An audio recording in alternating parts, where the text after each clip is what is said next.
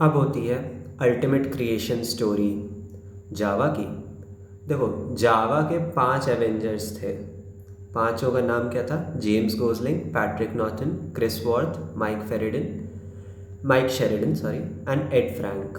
1991 में Sun micro systems में इन 5 brilliant scientist ने ये टीम बनाई थी और जावा लैंग्वेज को बनाया था। और देखो, कमाल की बात यह है कि सिर्फ 18 महीनों में, हाँ सिर्फ 1.5 साल के अंदर एक ऐसी लैंग्वेज बना के दे दी जिसका आज तक कोई कॉम्पिटिटर नहीं है। लेजेंडरी अचीवमेंट था ये। सबसे पहले उसका नाम ओक दिया गया था, सिंपल सा था।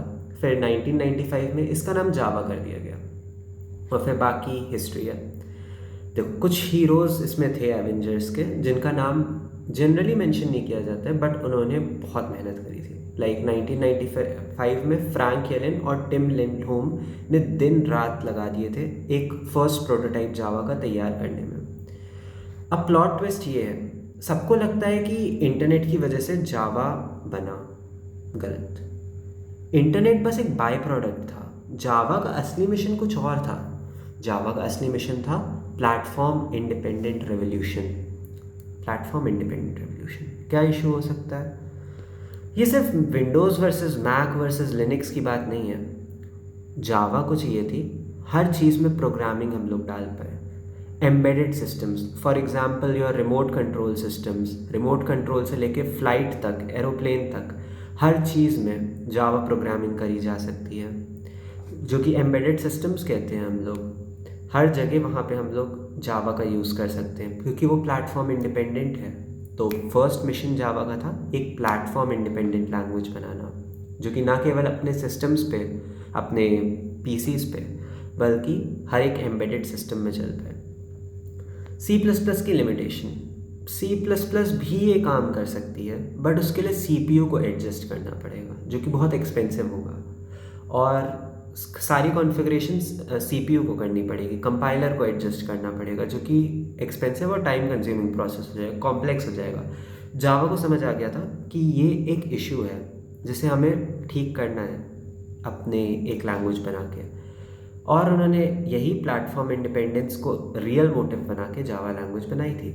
हाँ, अब सेकेंड फोर्स तो है ही इंटरनेट, वर्ल्ड वाइड वेब, जिसके लिए C++ was not ready. Internet में चाहिए होती है हमको पोर्टेबिलिटी। पोर्टेबिलिटी जैसे कोई एप्लीकेशन मेरे लैपटॉप पे चल रहा है, मैं चाहता हूँ कि मैं किसी और को अपना सॉफ्टवेयर बना के दूँ, वो अपने लैपटॉप में यूज़ कर पाए। अब वो उसका लैपटॉप हो सकता है लिनक्स का हो, मैक का हो, विंडोज़ का हो, किसी और ऑपरेटिंग सिस्टम का हो, जो कि मेरे लैपटॉप के साथ कंपाइलर एकदम फ्लॉलेसली काम करवा रहा था उस कोड को, लेकिन शायद ओवर द इंटरनेट में उस फाइल को ट्रांसफ़र करूं जो वो अगला इंसान उस चीज़ को ना यूज़ कर पाए। तो पोर्टेबिलिटी एक कंसर्न बन गया, पोर्टेबिलिटी एक नीड ऑफ द आवर बन गया एक तरीके से हम लोगों का, जब हम लोगों को इंटरनेट का एरा आया।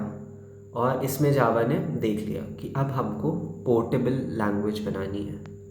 तो 3 तो थे ऑपरेटिंग सिस्टम के जाइंट्स, इंटेल, मैक और यूनिक्स।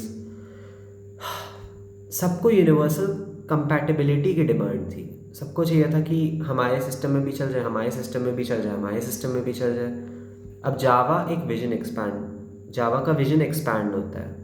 कंज्यूमर इलेक्ट्रॉनिक्स के लिए बेच रहा था, एसी के रिमोट के लिए अपनी लैंग्वेज को यूज़ करवा रहा था, लेकिन अब वो कहता है भाई इंटरनेट में भी मुझे चैम्पियन बनना है। इंटरनेट में चैम्पियन वही लैंग्वेज बनेगी जो पोर्टेबल होगी, और इसीलिए जावा ने अपने आप को पोर्टेबल बनाया। क्लेवर साइकोलॉजी ये है, जावा का सिंटैक्स C++ जैसा क्यों है। ये भी एक तरीके से स्ट्रैटेजी थी जावा डेवलपर्स की, क्योंकि C++ में उस समय बहुत सारे कोडर्स काम किया करते थे। उन कोडर्स को हमें जावा पे लाना है। अब एकदम ब्रांड न्यू, एकदम डिफरेंट टाइप की लेफ़्ट स्टीयरिंग राइट स्टीयरिंग वाला केस कर दिया तो भैया वो सीख ही नहीं पाएंगे। तो अब उनको सीखना है एक ऐसी लैंग्वेज से जो कि काफ़ी फेमिलियर है मेरी प्रेजेंट लैंग्वेज से, तो उनके लिए काफ़ी ईजी रहेगा कि वो C++ से जावा में स्विच कर पाएँ। इसीलिए हम लोग देखते हैं कि जावा और C++ का सिंटैक्स ज़्यादा डिफरेंस नहीं रखता है, माइनर डिफरेंसेस आते हैं। अब देखो, सच्चाई की बात यह है कि जावा C++ से इन्फ्लुएंस थी, इस बात को कोई डिनाई नहीं कर सकता, जावा वॉज इन्फ्लुएंस्ड बाई C++, लेकिन ये बात कहना बहुत गलत होगा कि जावा एक इन्हांस्ड वर्जन है C++ का। क्यों? C++ ने भी कुछ प्रॉब्लम्स रिजॉल्व करी थी, जावा ने भी कुछ प्रॉब्लम्स रिजॉल्व करी थी, दोनों की प्रॉब्लम्स अलग अलग थी, इसलिए आज दोनों मार्केट में सस्टेन कर रही हैं। लेकिन जावा ने क्या किया? जावा ने C++ का डोमेन भी खा लिया, जावा ने ऑब्जेक्ट ओरिएंटेड प्रोग्रामिंग में घुसा और ऑब्जेक्ट ओरिएंटेड प्रोग्रामिंग को और बेटर बना के दिया एज़ कम्पेयर टू C++। उसको और अच्छे से डीप में गया, उसकी डेप्थ को कवर किया और C++ से ज़्यादा क्लीन किया, मल्टी थ्रेडिंग प्रोवाइड कर दी और एक डेडिकेटेड इंटरनेट लाइब्रेरी प्रोवाइड कर दी, जिससे वेब डेवलपमेंट ईजी हो गया।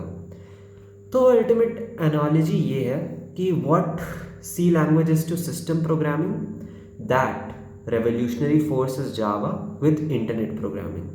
बाकी प्रोग्रामिंग हिस्ट्री का सबसे ड्रामेटिक ट्रांसफॉर्मेशन है और जावा is now clearly a leader.